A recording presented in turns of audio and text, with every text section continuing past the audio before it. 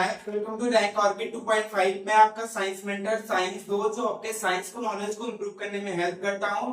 आज की इस वीडियो में हम बात करेंगे क्लास 8 साइंस के बारे में। वो जो चैप्टर फिजिक्स के चैप्टर के बारे में बात करेंगे जो बहुत इंपॉर्टेंट होता है, बच्चों को बहुत डरावना सा चैप्टर लगता है। तो आज उस चैप्टर को बात करेंगे, उस सारे चैप्टर के सारे पॉइंट्स को आज एक ही वीडियो में सारी चीजें स्टार्टिंग से लेके एंडिंग तक जितने भी टॉपिक्स हैं सारे एक ही चैप्टर में क्या करेंगे, इंक्लूड करेंगे। तो एंड तक बने रहिएगा। अगर जो बच्चे एंड तक बने रहेगा, आई से टू प्रॉमिस यू कि आपको दूसरी वीडियो प्रेफर करने की जरूरत नहीं पड़ती है। चैप्टर का नेम है फोर्स एंड प्रेशर। तो पहले हम जानेंगे फोर्स क्या होता है, उसके बाद जानेंगे प्रेशर क्या होता है। तो फोर्स क्या होता है, ध्यान सुनना। किसी भी बॉडी को पुश करो या पुल करो, अपनी तरफ खींचो या किसी बॉडी को धक्का दो, क्या कहलाता है, फोर्स कहलाता है। याद रखना, जब भी हम किसी भी ऑब्जेक्ट पर फोर्स अप्लाई करते हैं ना, वो अपनी स्टेट को चेंज करता है। जैसे देखो, मान लो मुझे एक ऑब्जेक्ट समझो, अगर मुझ पर प्रेशर फोर्स लगाया जाए, एक तरफ से कोई क्या कर रहा है, 20 न्यूटन का फोर्स दे रहा है, तो मैं क्या करूंगा, इस तरफ मूव करूंगा। तो पहले मेरी स्टेट ये थी, अभी स्टेट तो वो है, तो चेंज हुआ कि नहीं, स्टेट का चेंज होना। और इसी चीज को फोर्स क्या होता है, आप बॉडी पुश और pull of an object is called force, जो यहाँ पे दिया गया है। वे ना पुश पुश, जब किसी भी ऑब्जेक्ट पुश करते हैं, धक्का देते हैं, पुश करते हैं, खींचते हैं अपनी ओर, अप्लाई करते हैं ऑब्जेक्ट पे, उसे क्या बोलते हैं, फोर्स बोलते हैं। क्या बोलते हैं, फोर्स। देखो, a force can change the state of object to motion. जो फोर्स होता है ना, वो ऑब्जेक्ट को रेस्ट से मोशन पे लेके जाता है। मान लो कभी मैं रेस्ट पे हूँ, एक सेकंड, 2 सेकंड, 3 सेकंड रेस्ट पे हूँ। अब मुझ पे एक तरफ कोई फोर्स लगा रहा है 20 न्यूटन का, तो मैं इस तरफ से मूव करूंगा ना, तो अब मूव करना, मतलब पहले रेस्ट में था, अब क्या करें, मूव करने लगा, मूवमेंट करने लगा, तो क्या हो गया, मोशन में आ गया।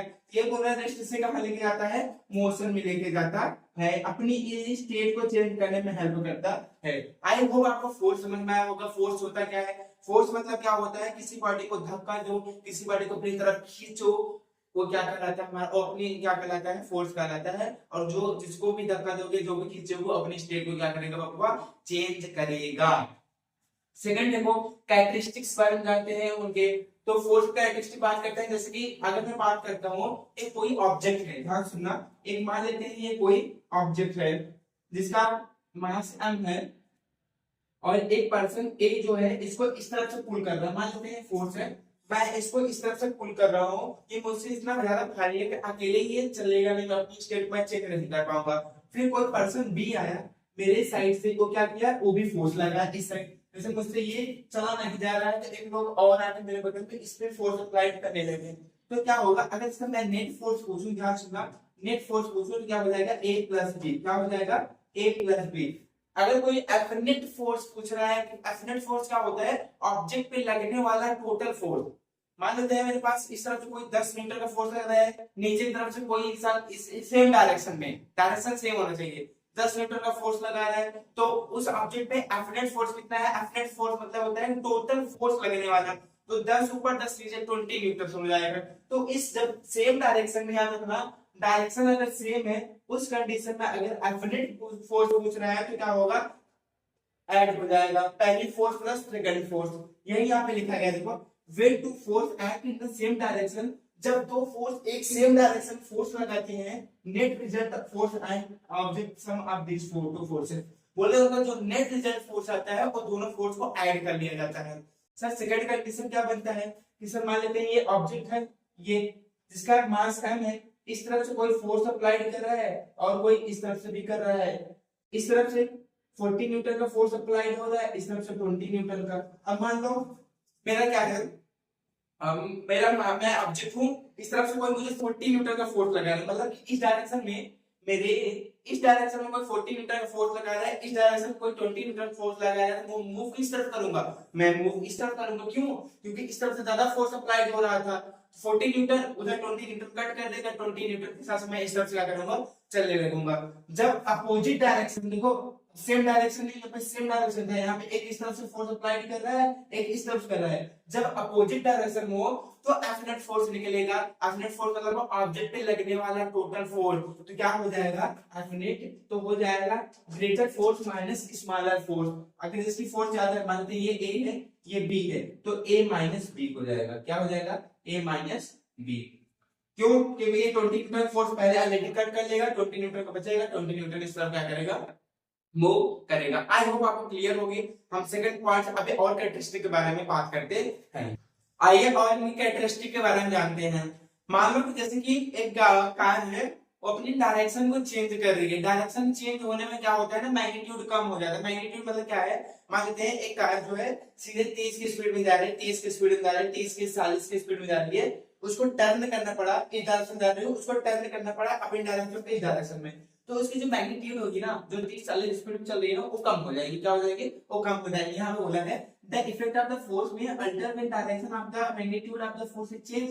जैसे ही डायरेक्शन चेंज होगा मैग्नीट्यूड भी चेंज होगा। मैग्नीट्यूड मतलब उसकी स्पीड स्पीड स्पीड भी क्या हो जाएगी, चेंज हो जाएगी। उसके बाद देखो the effect of the more than one force is applied the object calculated by rating of the acting of the object। बोला है अगर एक फोर्स ज्यादा हो रही दूसरी फोर्स से, जैसे मान लो इस तरफ से मैं 40 न्यूटन का फोर्स अप्लाई कर रहा हूँ, इस तरफ वो 60 न्यूटन का फोर्स अप्लाई कर रहा है, इस कंडीशन में नेट फोर्स क्या होगा, वो सब्ट्रैक्ट होगा, कैलकुलेट किया जाता है। और यहाँ पे देखो अगर बोल रहा है कि ध्यान सुनना, इक्वल मैग्नीट्यूड हो और डायरेक्शन भी क्या हो, अपोजिट हो। ध्यान सुनना, ऐसे भी होता है ना कि दो कार चल रही है 30 के स्पीड में चल रही है, एक का मैग्नेट डायरेक्शन इधर हो, एक का डायरेक्शन इधर हो। यही पॉइंट यहाँ पे लिखा गया है। If two forces acting upon each having equal magnitude and in opposite direction हो, क्या होगा, then the net acting on the force will be zero।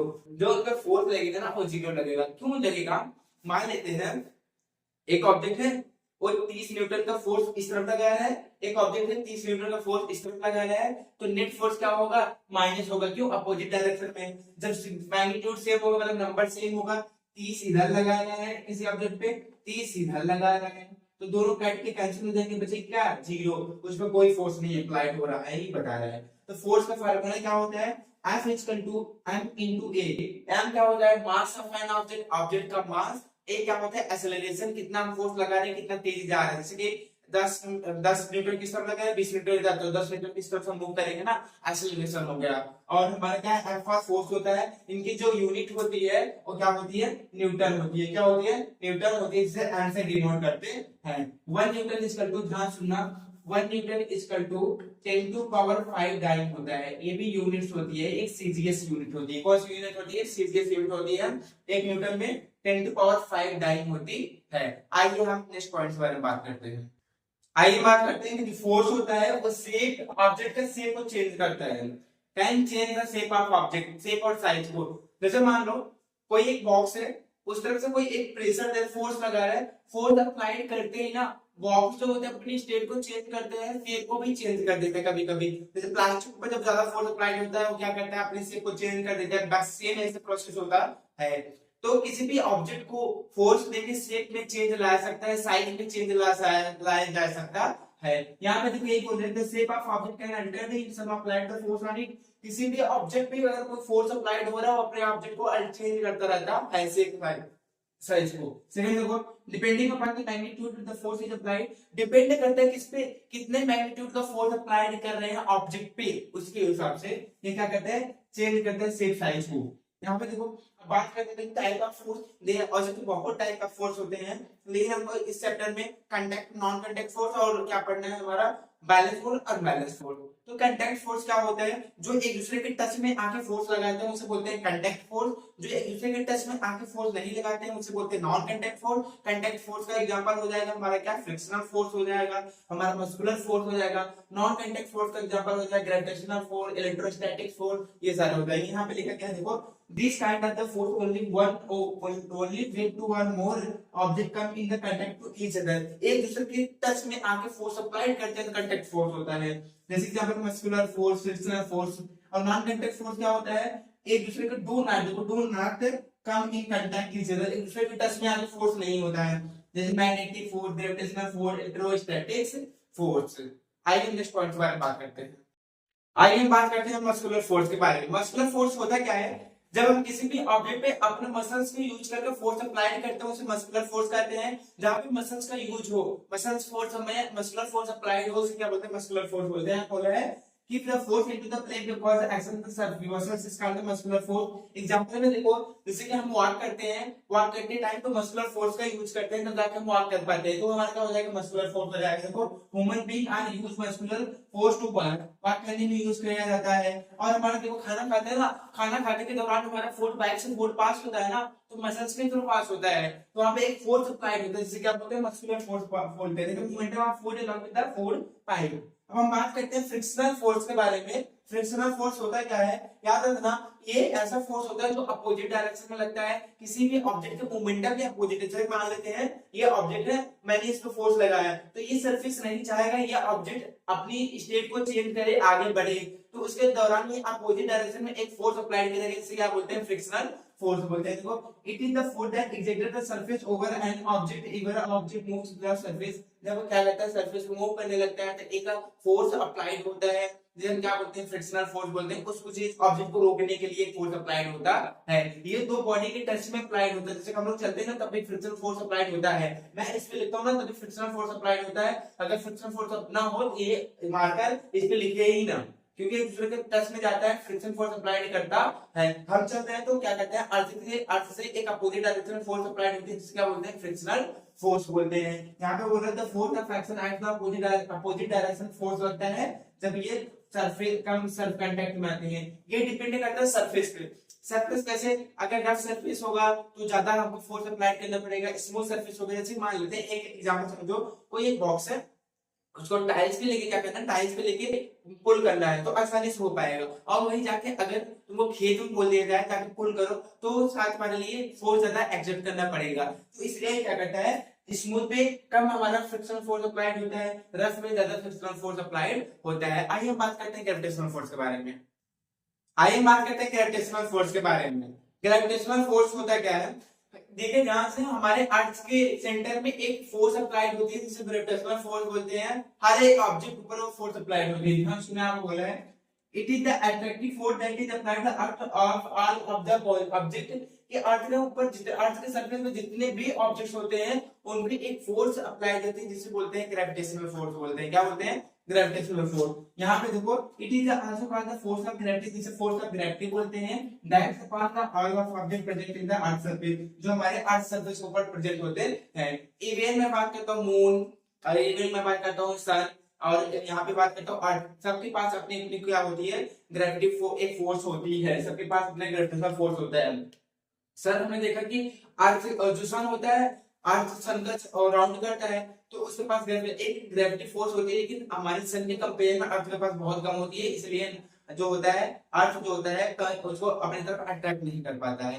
Moon के पास भी ग्रेविटेशनल फोर्स होती है, अर्थ जो होता है उसको क्या करता है, उसके अर्थ के पास ज्यादा होती है, इसलिए मून अर्थ को अट्रैक्ट नहीं कर पाता है। यहाँ पे मैंने पॉइंट लिखा था कि even moon earth sun have the gravitational force there, उनके पास खुद की ग्रेविटेशनल फोर्स होती है।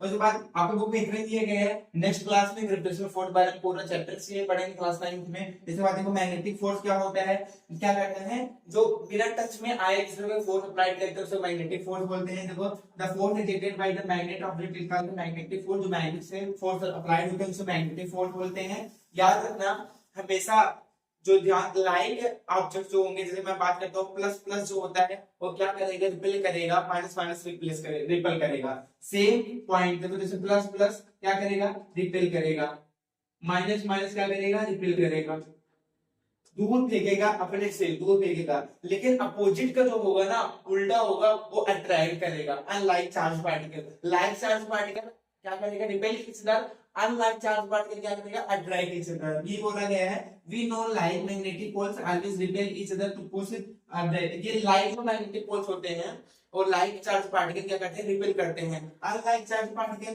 देखो opposite magnetic always attract to each other, वो क्या करते हैं, अट्रैक्ट करते हैं। आइए हम बात करते हैं इलेक्ट्रोस्टैटिक के बारे में और बात करते हैं प्रेशर के बारे में।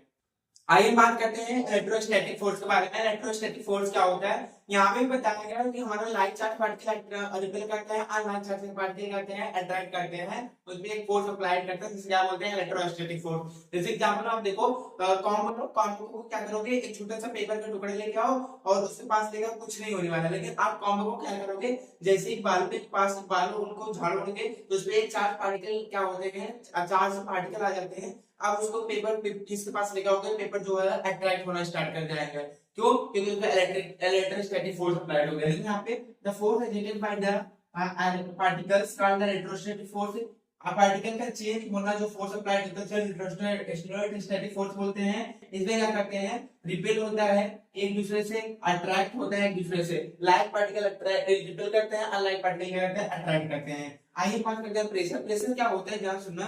प्रेशर जो होता है कि फोर्स के साथ अप्लाइड कहते हैं कि एरिया क्या है। एरिया जो होता है हमारा प्रेशर जो होता है ना, एरिया के इनवर्सली प्रोपोर्शनल होता है। एरिया बढ़ाओगे प्रेशर कम होगा, एरिया घटाओगे प्रेशर बढ़ता जाएगा। और फोर्स के डायरेक्टली प्रोपोर्शनल, फोर्स ज्यादा बढ़ाओगे तो प्रेशर भी बढ़ेगा, फोर्स कम करोगे प्रेशर। तो इसका जो फार्मूला बनता है, force equal to pressure upon area. P equal to force को P से रिप्रेजेंट करते हैं। इसका एसआई जो होता है पास्कल होता है, जिसे PA से रिप्रेजेंट करते हैं। और इसका यूनिट जो होते हैं न्यूटन मीटर स्क्वायर होती है। P equal to F upon A, जो होता है फोर्स होता है, एक जो होता है एरिया होता है। यहाँ पे बोला है not only magnet force in the area which acts effect change the bring upon object.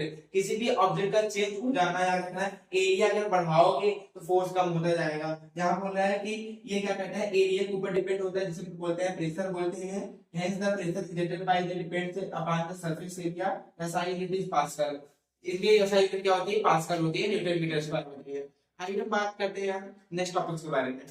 आइए बात करते हैं एटमॉस्फेरिक प्रेशर के बारे में। उसके पहले बात करते हैं लिक्विड भी जो होता है ना, फोर्स एक्सर्ट करता है। जैसे मैं बात कर लेता हूँ कि एक बीकर है, ध्यान सुनना। एक बीकर है, ये यहाँ तक वाटर भरा हुआ है। यहाँ पे जो वाटर के मॉलिक्यूल होते हैं, ध्यान सुनना, वो क्या करते हैं, एक फोर्स अप्लाइड करते हैं। क्या करते हैं, एक फोर्स अप्लाइड करते हैं। तो जितना सी लेवल रहेगा ना, याद रखना लेवल जितना रहेगा, उसके सेम वाला जो मॉलिक्यूल होंगे वाटर के, वो भी उतने ही फोर्स अप्लाई करेंगे जो पहले वाला कर रहा है। उसके नीचे वाला क्या करोगे तो ज्यादा फोर्स अप्लाई करेंगे। इसलिए बोलते हैं कि सी लेवल के नीचे वाला बॉटम के साइड में ज्यादा फोर्स अप्लाइड होता है, वो भी एक फोर्स एक्सर्ट करते हैं। उसके बाद हम बात करते हैं एटमॉस्फेरिक प्रेशर बारे में। एटमॉस्फेरिक प्रेशर होता है क्या है, हमको पता है कि एटमॉस्फेरिक प्रेशर मतलब होता है अर्थ का, हमारे जो एयर का प्रेशर हम पे लगता है ना, उसे बोलते हैं एटमॉस्फेरिक प्रेशर। किसी हमारे यहाँ पे अर्थ में कोई भी एक ऐसा ऑब्जेक्ट नहीं है जहाँ पे एयर का प्रेशर ना लगे। आप ऐसे देखोगे कि चिप्स यहाँ पे जो चिप्स जो होते हैं यहाँ पे अर्थ पे एकदम नॉर्मल रहते हैं। अगर उन्हीं को प्लेन में या बोलते तो माउंटेन के पास, माउंटेन के ऊपर लेके जाओ, मतलब अर्थ से ऊपर लेके जाओगे तो ऊपर जितना ऊपर जाओगे एटमॉस्फेरिक प्रेशर उतना कम होता चला जाता है। तो अर्थ की पैकेट जो इतना ज्यादा टाइट हो जाएगी, ऐसा लगता है फट जाएगी।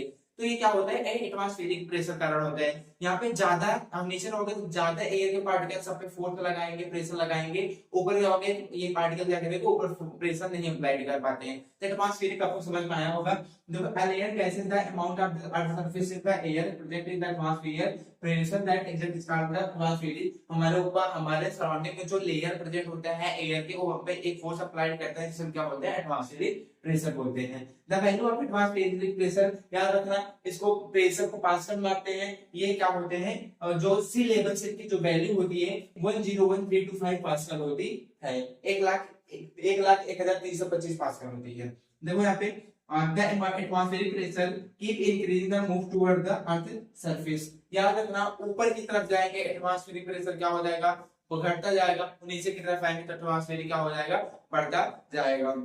हमने स्टार्टिंग लेके एंडिंग तक सारे पॉइंट्स यहाँ तक कवर किए हैं। अगर आपको वीडियो अच्छी लगी हो तो चैनल को सब्सक्राइब करिएगा, वीडियो को लाइक करिएगा, प्रेस बेल आइकन को प्रेस करिएगा ताकि हमारे कोई भी इंफॉर्मेटिव वीडियो सबसे पहले आप तक पहुंचे। अगर आपको वीडियो अच्छी लगी हो तो चैनल को सब्सक्राइब जरूर करिएगा। अगर लॉन्ग वीडियो चाहिए आप कमेंट में बताइए, लॉन्ग वीडियो में जरूर लेके आऊंगा।